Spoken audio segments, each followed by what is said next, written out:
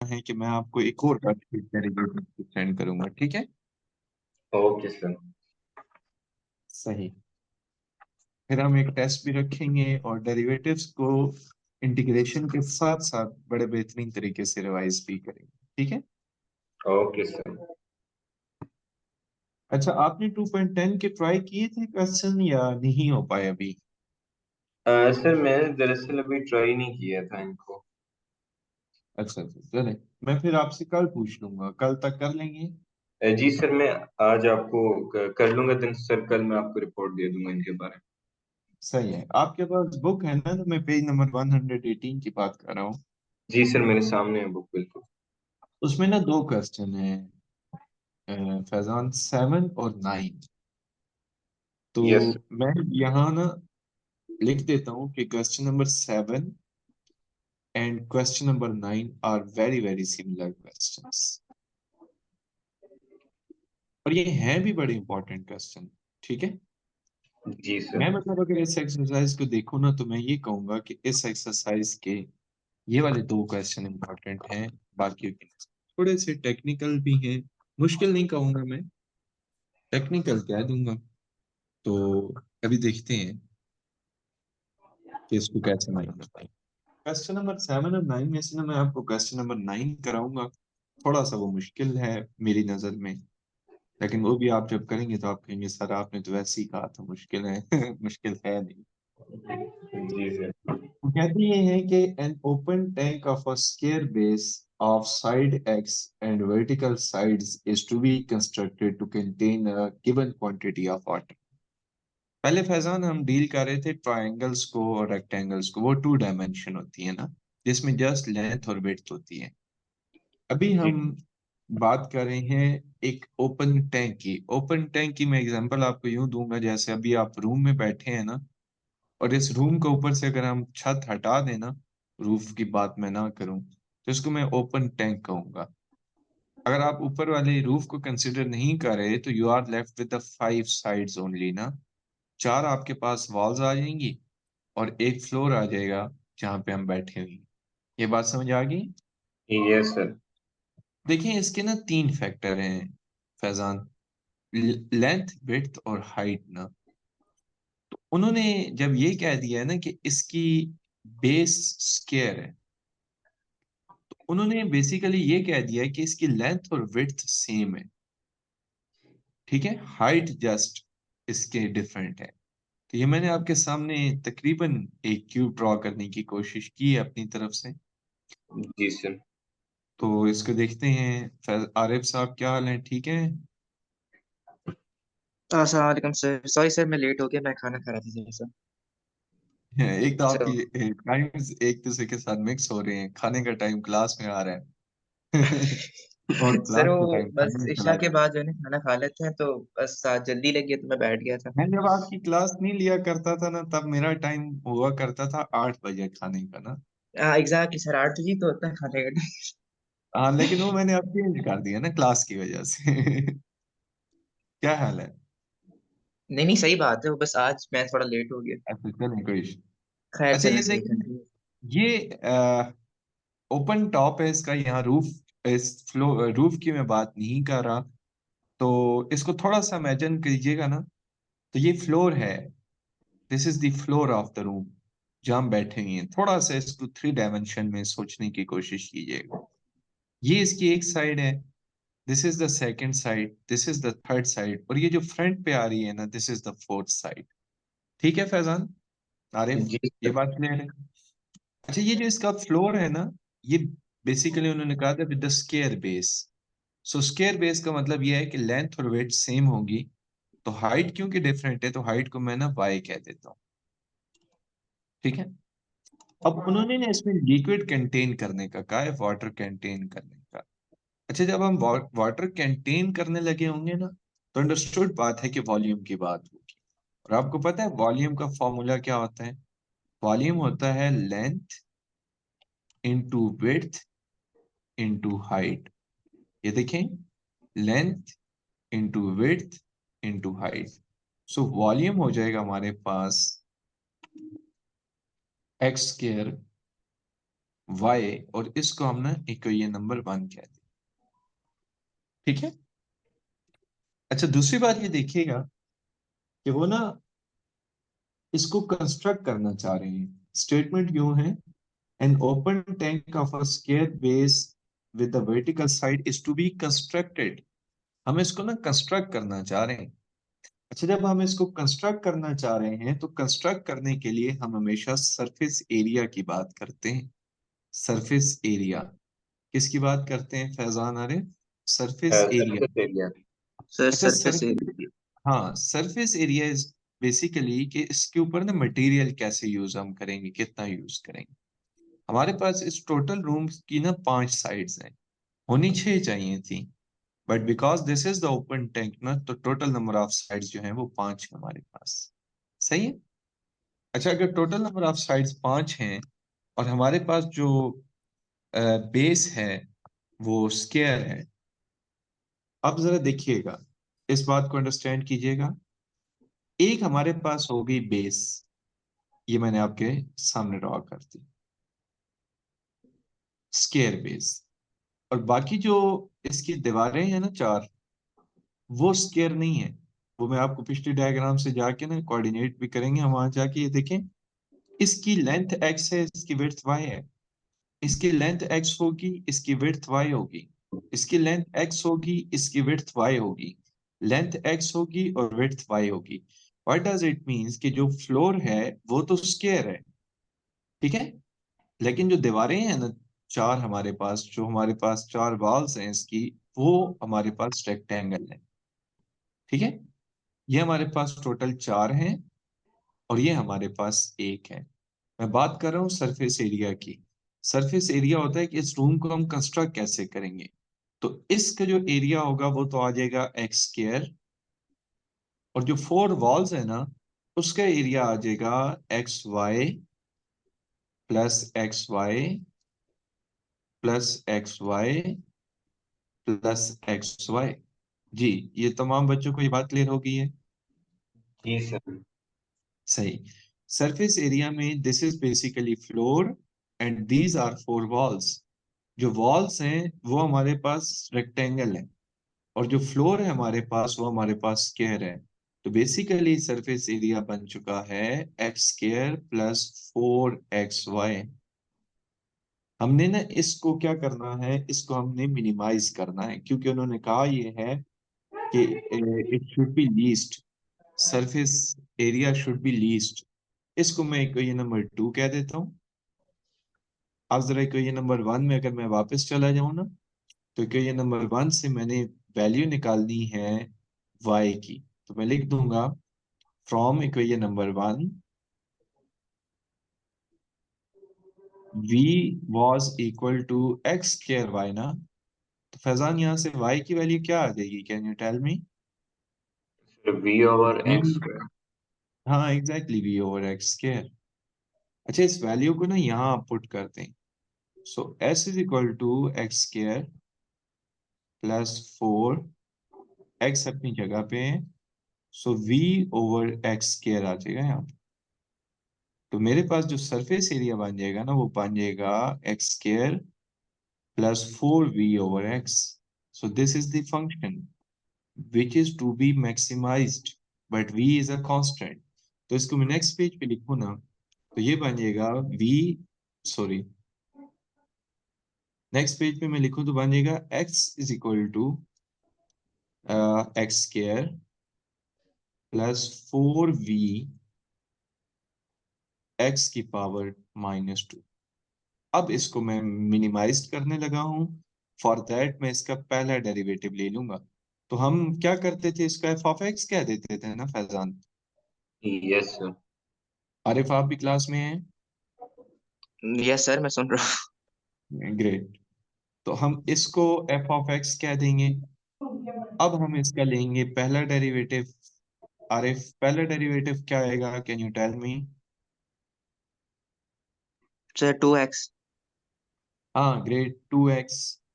और इसके बारे में क्या ख्याल है आपका? जी -8 सर। v x की power -3। Okay, yes sir. Power drop power में से कम, v इज अ कांस्टेंट। हम ना इसको जीरो पुट कर देंगे पहले डेरिवेटिव को।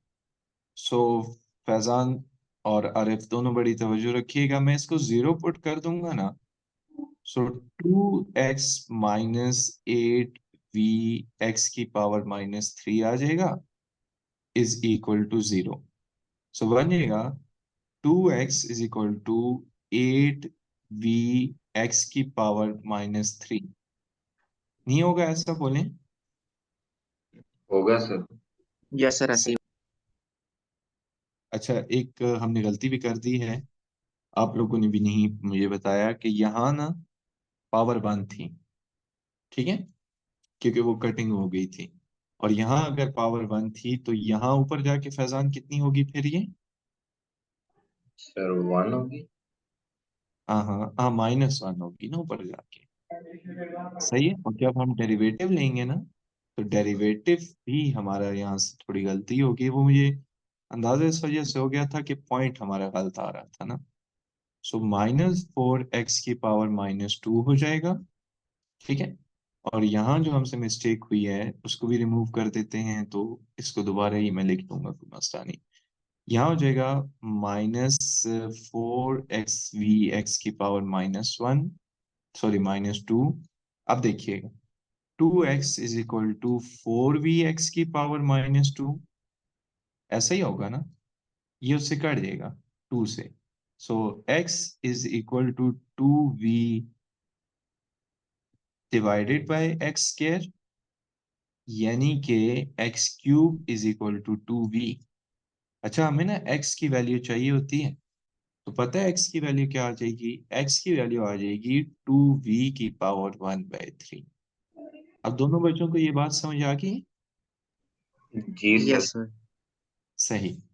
अब ना मैं लेने लगा हूं इसका दूसरा डेरिवेटिव। तो पता है इसका दूसरा डेरिवेटिव क्या आएगा कि f'(x) इज इक्वल टू 2, यहाँ जस्ट आ जाएगा 2, और यहाँ आ जाएगा 8v(x⁻³ अब हम ये वाला पॉइंट ना इसमें पुट कर देंगे सेकंड डेरिवेटिव में। पहले मैं आरिफ से पूछता हूँ कि आरिफ, मिनिमाइज करने के लिए क्या आना चाहिए आंसर, पॉजिटिव या सर नेगेटिव? पॉजिटिव, मिनिमाइज के लिए पॉजिटिव। हाँ, मिनिमाइज के लिए पॉजिटिव। गुड। फैजान, ऐसी बात है या गलत तो नहीं बता दिया? सर मेरे ख्याल से नेगेटिव आना चाहिए मिनिमाइज करने के लिए। नहीं, सेकंड डेरिवेटिव का आंसर मिनिमाइज के लिए पॉजिटिव और मैक्सिमाइज के लिए negative. Okay sir. It seems like कि होना ऐसे चाहिए, बट वो कहते हैं ना कि हर दफा दिल की ख्वाहिश नहीं पूरी होती। जी सर सर। फैजान मुझे कंफ्यूज कर रहा है। हाँ, फैजान कंफ्यूज करने की नाकाम कोशिश कर रहे हैं, यूं कहना चाहिए। लेकिन आरिफ ने मैथ्स इतनी पढ़ी है कि कोई कंफ्यूज कर ही नहीं सकता। नहीं सर, सही बात है। फैजान से तो कम ही पड़ी है। अच्छा अच्छा, चले ठीक। तो मुझे ये बताइएगा कि हम यहाँ पे इसको थोड़ा सा डील कर रहे हैं, तो वी से cancel. According to the knowledge of Arif it should be positive. So क्या आपको लग रहा है कि ये पॉजिटिव ही है? बोलें। Yes sir. यस सर, सही। पॉजिटिव है। So it is positive. What does it mean? If it is positive, the function is minimum. और function पता है था क्या? Function was basically surface area. What was that? Surface area. Surface और area. अब आप मुझे एक बात बताएं कि x की वैल्यू तो आ चुकी है। Now मैं यहाँ लिख देता हूँ कि the value of x is basically 2v की power 1/3, at which the function is minimum. अब देखें, हमारे पास जो v स्टार्ट से था ना, वो था v = x²y। ये हमारे पास स्टार्ट से था, ठीक है। अच्छा, इसको ना स्टेप बैक करें ना, इससे पिछला स्टेप ये था कि आप ना दोनों तरफ क्यूब ऑपरेट कर दें, x³ = 2v, और यहां से ना v की वैल्यू निकाल लें, वो आ जाएगी x³ / 2। अब v की वैल्यू ना यहाँ पुट कर दें, so x cube by 2 is equal to x square y. और यहां से आप मुझे ये बता सकते हैं कि वाई क्या आ रहा है फैजान? X by 2। ये बड़े ही इंपॉर्टेंट हमें इंफॉर्मेशन दे रहा है। कोई आप में से इस इंफॉर्मेशन को एक्सप्लेन कर सकता है? y is equal to x by 2 का मतलब क्या है? आप दोनों में से कोई स्टूडेंट? सर ये कहना चाह रहा है कि जो हमारी विड्थ है वो हमारी साइड का हाफ है। हाँ, एग्जैक्टली एग्जैक्टली इसका यही मतलब निकल रहा है। एग्जैक्टली। अच्छा, आरिफ आप वहाँ रिप्लाई कर दीजिएगा मैम को, वो आपसे पूछ रही हैं। ओके मैम, मैं सर मैंने देखा नहीं, मैं देख रहा हूँ। Count reply. ये हाइट है ना आरिफ फैजान, और ये उसकी ना विड्थ या लेंथ थी। वो कहना ये चाह रहे हैं कि आपकी जो हाइट है ना वो विड्थ और लेंथ का हाफ होना चाहिए। समझ आ रही है बात? ये आपको एट द एंड रिजल्ट समझ आए? यस चलिए सर। हमने फाइनल रिजल्ट लिख दिया। सर ये ठीक है, वाई अच्छा अब हमारी विड्थ जरा नहीं थी। जी दोबारा बताइएगा। सर मैं कह रहा था कि वाई हमारी विड्थ नहीं थी सर, आपने यहाँ पे इसको हाइट लिख लिया। ना स्टार्ट में हमने पता है क्या किया था, देखें। उन्होंने ये कह दिया था ना कि स्केयर बेस है, तो लेंथ और विड्थ जो है वो हमारी सेम हो गई थी, हाइट डिफरेंट हो गई।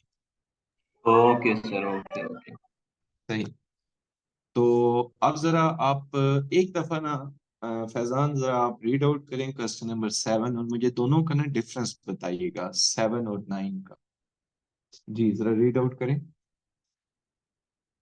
Okay sir, box with a square base and open top is volume. Hmm. दोनों का डिफरेंस क्या है?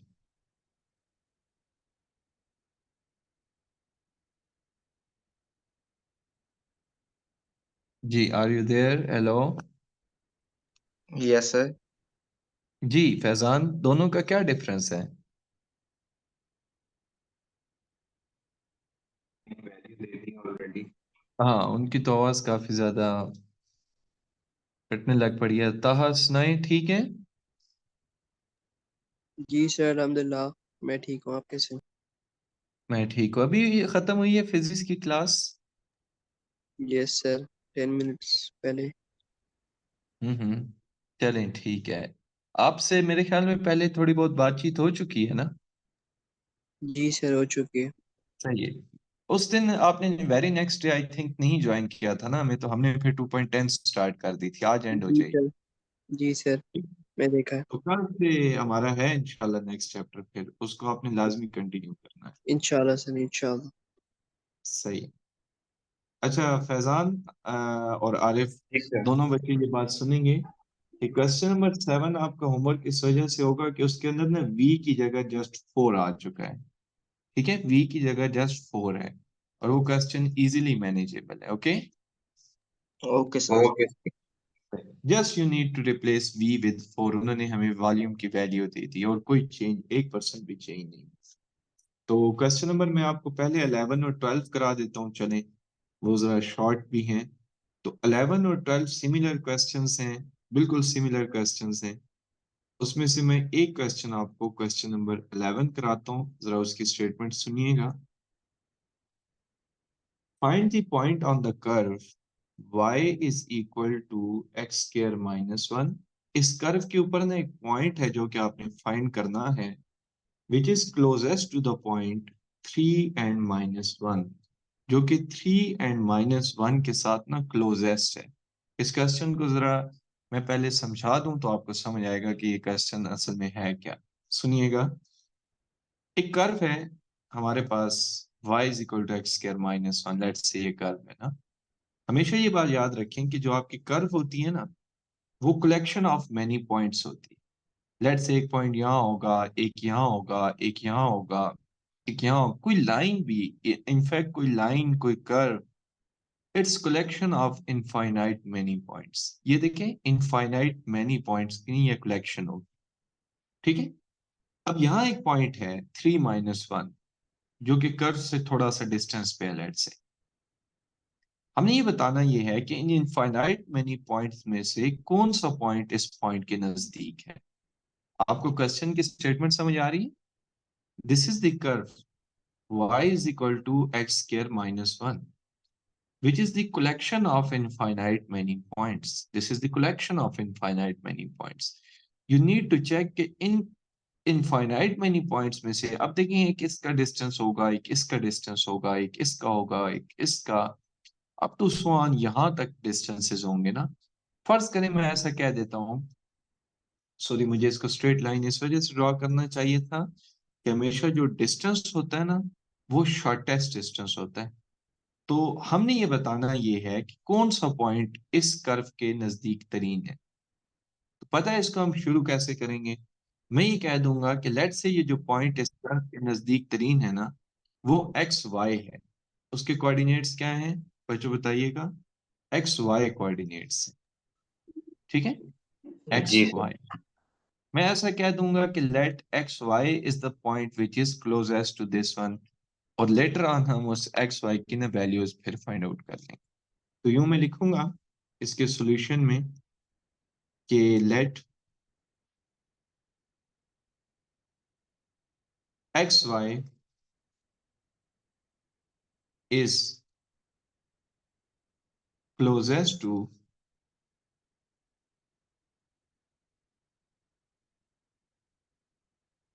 3 - 1। हमने ऐसा लिख दिया। आपको पता है दो पॉइंट्स के दरमियान डिस्टेंस का क्या फॉर्मूला होता है? हमने ये 9th 10th में पढ़ा हुआ बेसिक फॉर्मूला है, that is under root of first value minus first value का whole square plus second value minus second value का होल स्क्वायर, लाइक दिस, ठीक है। This is the formula. अब अगर मैं नेक्स्ट स्टेप पे देखूँ ना तो दोनों तरफ मैं स्क्वायर रूट ले लेता हूँ ताकि ना स्क्वायर ले लेता हूँ ताकि ना अंडर रूट खत्म हो जाए। सो और एक और बात ये है कि मुझे ये गिवन है कि y एक्स स्क्वायर माइनस 1 के बराबर है ना, तो y की वैल्यू पुट कर दूंगा मैं एक्स स्क्वायर माइनस 1 यहाँ पे। तो ये बन जाएगा एक्स स्क्वायर माइनस 1 प्लस 1 का होल स्क्वायर। अब देखिए ये कट जाएगा। सो इसको मैं लिख दूंगा एफ ऑफ एक्स, क्योंकि अब ये फंक्शन बन चुका है, दैट इज एक्स माइनस 3 का होल स्क्वायर प्लस एक्स की पावर 4। अगर मैं इसको थोड़ा सा सॉल्व कर लूँ ना तो मेरे पास ये बन जाएगा x square plus 9 minus 6x and plus x की पावर 4। मुझे फैजान जरा इसका मेथड बता सकते हैं कि अब इसका क्या मेथड होगा? सर फर्स्ट डेरिवेटिव लेंगे सर, हाँ, first derivative, then first derivative को जीरो के इक्वल पुट करेंगे। सही है, देन आने वाले पॉइंट को सर सर सर इसके बाद सेकंड डेरिवेटिव लेंगे, देन उस पॉइंट को सर हाँ उस डेरिवेटिव के अंदर पुट ग्रेट करेंगे। ग्रेट। चेक। लेकिन अगर मैं इसका पहला डेरिवेटिव लेता हूँ ना पहला, तो वो आ जाएगा 2x minus 6 plus 4x³ can you tell me ये कौन सी इक्वेशन है?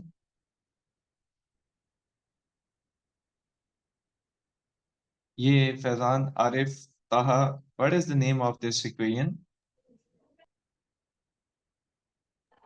It is a cubic equation basically. कौन सी इक्वेशन है? Cubic cubic cubic equation. Equation. Equation. हाँ, और क्यूबिक इक्वेशन को हल करने के लिए ना हमें पहले रूट के लिए सिंथेटिक डिवीजन लगानी पड़ती है। तो मैं यहाँ लगाऊंगा सिंथेटिक डिवीजन। सिंथेटिक डिवीजन लगाने के लिए ना पहले का मैं कोफिशिएंट लिखूंगा पहले, बल्कि इसको चले मैं जीरो कर देता हूँ ना अगले पेज पे। मैं नेक्स्ट पेज पे लिख देता हूँ put F prime of X is equal to 0। तो मेरे पास फाइनली जो इक्वेशन बनने वाली है ना वो बन जाएगी 4x³ प्लस 2x माइनस 6। आपको पता है सिंथेटिक डिवीजन जो होती है ये हिट एंड ट्रायल मेथड पे हम इसको लेके चलते हैं। हिट एंड ट्रायल मेथड का मतलब ये है कि पहले मैं on the hit and trial method, पहले चले मैं ये बता देता हूँ कि एक्स स्क्वायर के इसमें कॉफिशिएंट मिसिंग है ना तो 0 आएगा, ठीक है। हिट एंड ट्रायल मेथड का मतलब ये है कि मैं ना शुरू करूंगा 1 से कि 1 इसका रूट होता है या नहीं होता। ना हुआ तो फिर -1, -1 ना हुआ तो 2, 2 ना हुआ तो -2, इस तरह से हिट एंड ट्रायल मेथड। सो 1 से शुरू करते हैं। पहला एलिमेंट सेम आता है, इसको यहां मल्टीप्लाई कर दूंगा, 4 को 0 में ऐड कर दूंगा, 4 को 1 से मल्टीप्लाई कर दूंगा, इसको इसमें ऐड कर दूंगा, अगेन 1 से मल्टीप्लाई कर दूंगा। मुझे ये बताएं क्या हमारे रिमाइंडर 0 आ रहा है? बोलें। जी सर। ग्रेट। तो ये जो एक वैल्यू आती है ना, ये बेसिकली इसका एक रूट निकल आता है। तो x is equal to 1 is the one root. अब ये जो रिमेनिंग इक्वेशन है ना, दिस वन, इसको मैं लिख दूंगा, तो ये बन जाएगी 4x² प्लस 4x प्लस 6। अगर आप इसको सॉल्व करने की कोशिश भी करते हैं ना, तो ये आपको कम्प्लेक्स रूट दे देगी, complex. So you are only left with the value of 1। अब आप इसका सेकेंड डेरिवेटिव लेंगे और 1 को पुट कर देंगे। मुझे फैजान आरिफ बता सकते हैं कि इसका सेकेंड डेरिवेटिव क्या आएगा? Sir 8x plus 4। हाँ, 8x² एंड दूसरा आपने क्या बताया है? +2। सर ये x स्क्वायर इसमें कैसे आएगा यहाँ पे? x² नहीं लिखा मैंने, 12x² आएगा, 8 नहीं आएगा, ठीक है। ओके सर, हमने फर्स्ट वो ऊपर वाली का डेरिवेटिव ली है जो नीचे हमारे पास आई है सर।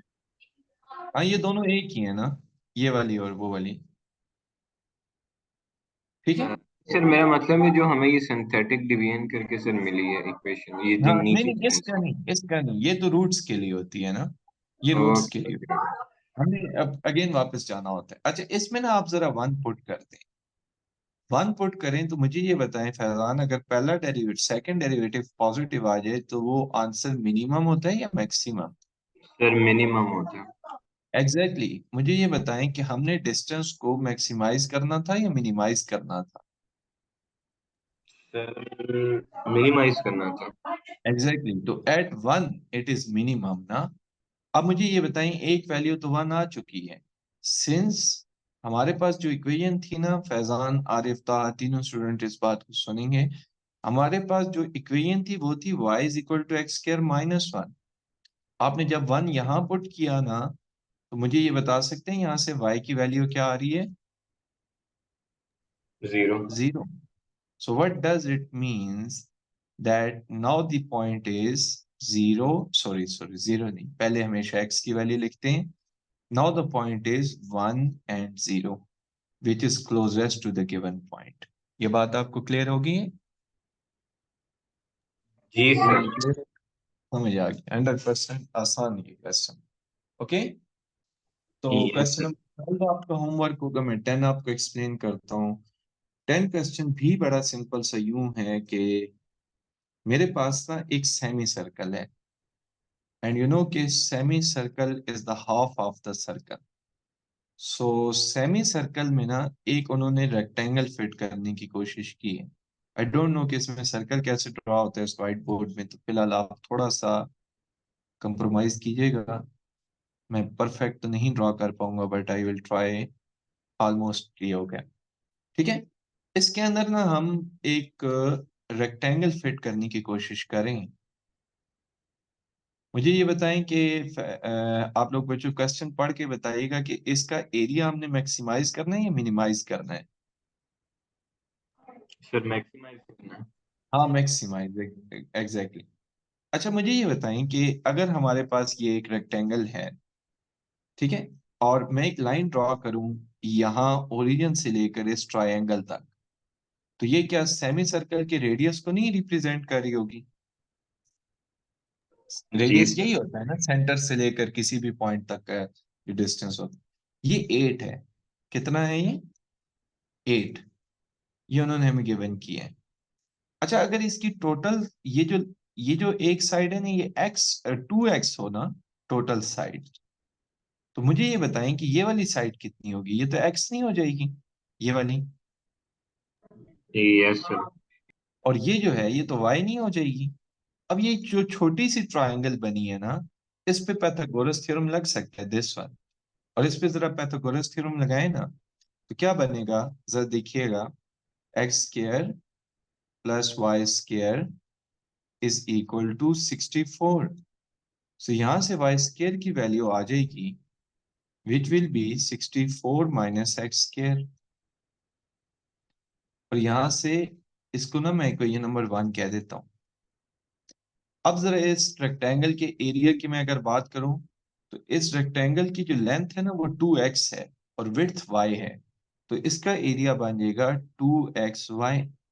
देखिए हमें y की वैल्यू नहीं पता ना, y स्क्वायर की पता है ना, तो आप दोनों तरफ ना फंक्शन का स्क्वायर कर दें। ये बात मैंने बताई है कि ये मैक्सिमम भी मिनिमम को इफेक्ट नहीं करती।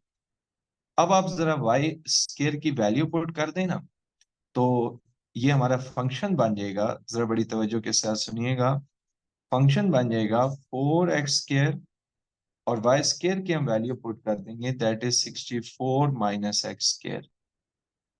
ठीक है ना।